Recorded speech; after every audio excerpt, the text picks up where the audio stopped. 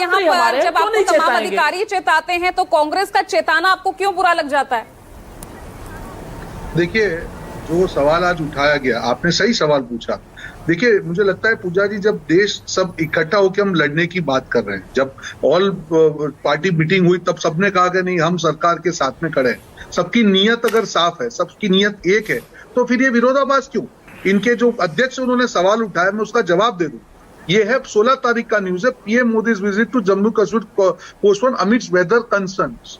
ठीक है, क्लियरली कहा है कि वहां मौसम खराब होने के कारण ये डिले किया। आज उनके अध्यक्ष ये कहते हैं कि इन्हें इंटेलिजेंस का रिपोर्ट था इसलिए डिले। आपको लगता है कि इस प्रकार की लफबाजी एक पार्टी के अध्यक्ष की तरफ से इस समय में होनी चाहिए? नहीं होनी चाहिए। आप सवाल पूछिए, पर सवाल के पीछे के जो आपका इंटेंशन है, अगर वो ठीक है, देश आपको माफ नहीं करेगा। आप सवाल पूछिए, पर सवाल उठाने में राफेल का खिलौना लेके आप मजाक उड़ाएंगे, देश माफ नहीं करेगा। आप सवाल पूछिए, पर सवाल के लिए आप अपनी पर्सनल पब्लिसिटी के लिए देश की जो इमोशंस है उसका यूज करेंगे, देश आपको कभी माफ नहीं करेगा। आप सेंटिमेंटली गलत चाह रहे हैं। और इसीलिए पूजा जी, इनके नेता उन्होंने दिखावा किया कि हम जो सरकार के साथ में, बाद में एक लेटर जारी किया कि कोई अगेंस्ट में नहीं बोलेगा। हर रोज एक नेता का बयान आपके सामने आता है कि नहीं आता है? क्या इतनी बड़ी पार्टी है, इतने बड़े नेता है, सबको समझ नहीं आता है इसका क्या मतलब है? आप रोक ही नहीं पा रहे और यहाँ पे आकर बड़ी बड़ी बातें कर रहे हैं। नहीं होना चाहिए ये बात। बहरहाल तो नेताओं के बयान तो रोहन गुप्ता यहाँ भी आपकी तरफ भी नहीं रुक रहे हैं ना।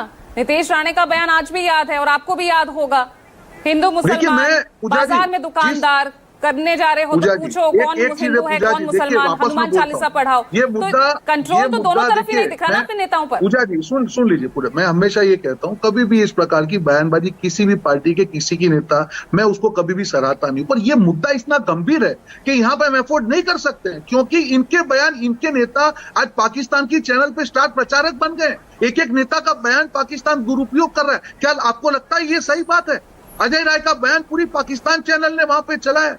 ये क्या आपको सही लगता है? भगवंत मान ने पानी रोका, उस बयान को पाकिस्तानी चैनल पे चल रहा है, आपको ये सही लग रहा है? मैं इसके खिलाफ हूं। मैं कभी भी ये नहीं कहूंगा कि किसी भी नेता का, किसी भी पार्टी का बयान नहीं, वो भी गलत है, पर ये मुद्दा जब सेंसिटिव है तब ये नहीं होना चाहिए। दूसरी बात पूजा जी, आपने कहा डिले की बात की, मैं कहूंगा ये डिले नहीं, ये डिटेल्ड रिस्पॉन्स है। अभी कहा हमारे साथी ने, सुरेंद्र जी ने, कि बिल्कुल पाकिस्तान के टुकड़े टुकड़े यहाँ पे बैठ के मैं देखना चाहता हूँ और हमारे पास अच्छा मौका है। जिस तरह से यूएनएससी के 15 में से 13 सदस्यों ने भारत के साथ अपना विश्वास जताया, एक प्रेशर जो क्रिएट हुआ है पाकिस्तान पे, आज हमको लगता है कि ये मौके का फायदा उठाने का समय है। जिस प्रकार से इंडस की हम बात करें, आज प्रेशर दिख रहा है जमीनी स्तर पे, उसका रिजल्ट भी दिख रहा है। जिस तरह से हम हमारी तैयारी करें, तो भारतीय आर्थिक दबाव है, सामरिक दबाव है, कूटनीतिक दबाव है, मिलिट्री दबाव है, हर तरीके से ये पाकिस्तान को इस बार छोड़ना नहीं है।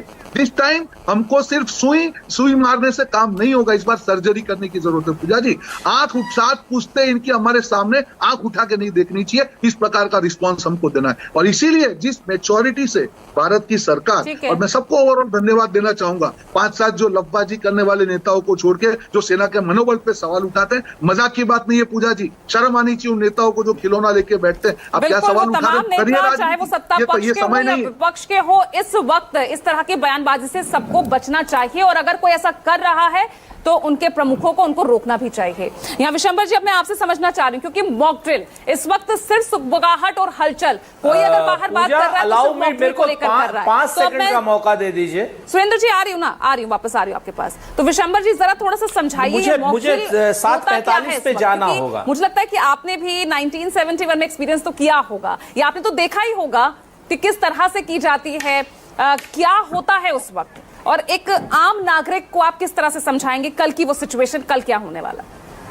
देखिए, जो मुझे 71 में मैं बहुत स्टूडेंट था, मतलब बहुत आई थिंक 8th क्लास में, 7th 8th क्लास में था, लेकिन मॉक ड्रिल से हम सब वाकिफ़ हैं, हम सैनिक तो वाकिफ़ हैं, और देश में बहुत दिन से नहीं हुई तो बहुत ज़रूरी है।